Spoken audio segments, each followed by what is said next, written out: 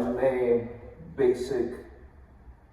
the basic movement, right? So we did basic stance, and we did basic level changes. So right now we did do basic movement. So as the prior videos for for MMA, you want to have a good squared stance, right? Like you want your front, whether you're orthodox or southpaw, whatever you want, your front foot back, like how my partners are here. And you want a good bend in your knees, right? You want your ball a little back, your hips back, so you don't get right for the takedown or someone tries to punch up with you. Okay, that's good, right?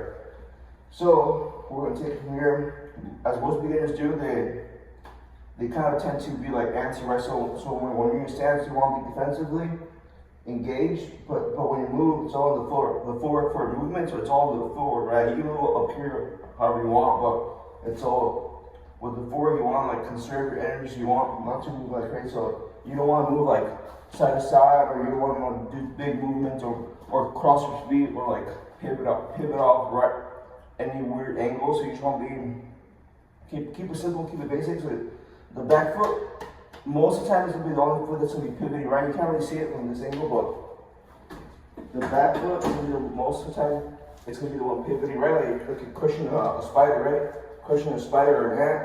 You're twisting out that foot, whether you're trying to punch or you're slipping, and pivot. The only time you pivot off this front foot, especially for MMA, for boxing, you can pivot on that front foot whenever you want, right? Because you're just punching, but for MMA, you can get when you pivot here, as you can see, you can get kicked, or you can get an easy takedown from there, because they can just go for that takedown. So most time, you don't want to pivot off this front foot in MMA unless you are pivoting to create an angle, right? So I pivot.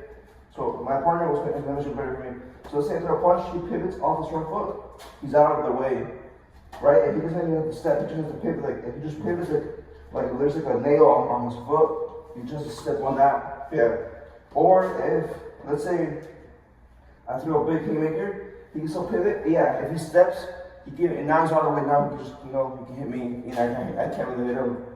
So that's good. So that's the only reason you would ever pivot off this front leg, especially for MMA, right? Because you don't really want to pivot, because like I said, you can get kicked, you can get taken. You only pivot off whatever weights in the back most of the time. Every now and then you can throw like.